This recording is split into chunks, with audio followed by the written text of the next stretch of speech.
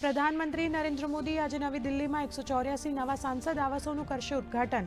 પરિસરમાં રોપશે સિંદૂરનું વૃક્ષ તો શ્રમજીવીઓ સાથે વાતચીત કરી જનસમૂહને સંબોધિત કરશે પ્રધાનમંત્રી।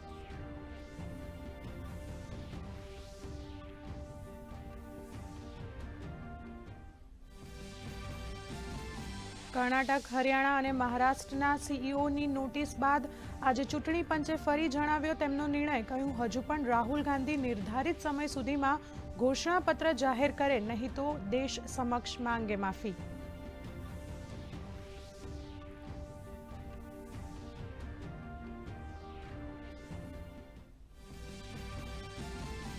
સંસદના બંને સદનોમાં આજે પણ હોબાળાની સંભાવના।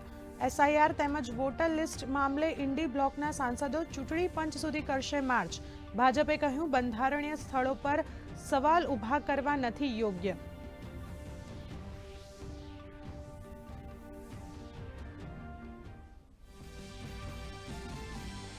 ઉત્તરકાશીના ધરાલીમાં રેસ્ક્યુ ઓપરેશન યથાવત। ઉત્તરાખંડના મુખ્યમંત્રી પુષ્કરસિંહ ધામીએ કહ્યું, આગામી 2 દિવસમાં સામાન્ય થશે માર્ગ સંપર્ક।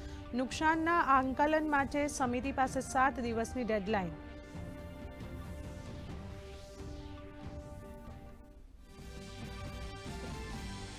ઇઝરાયલ હમાસ યુદ્ધ વચ્ચે ઇઝરાયેલી પ્રધાનમંત્રી નેતન્યાહુનું મોટું નિવેદન।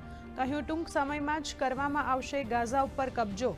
સંયુક્ત રાષ્ટ્ર પરિષદે વ્યક્ત કરી ચિંતા।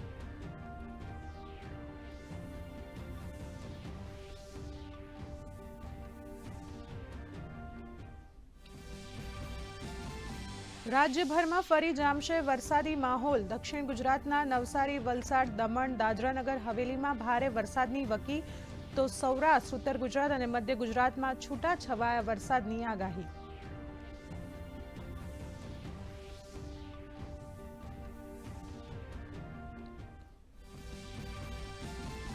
રાજ્યભરમાં હર ઘર તિરંગા, હર ઘર સ્વચ્છતાના સંદેશ સાથે તિરંગા યાત્રાનું આયોજન।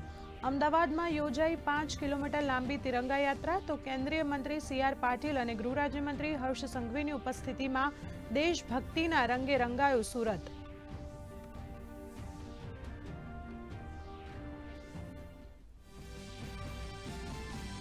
રાજકોટના લોકમેળાને લઈને રાજ્ય સરકાર સતર્ક। જિલ્લા કલેક્ટર રાઇડ્સ ચેકિંગના આપ્યા આદેશ તો તમામ રાઇડ્સનું ડિજિટલ પદ્ધતિથી કરાઈ રહ્યું છે ચેકિંગ। કેમિકલ દ્વારા રાઇડ્સના ફાઉન્ડેશનની મજબૂતાઈની પણ થઈ રહી છે તપાસ।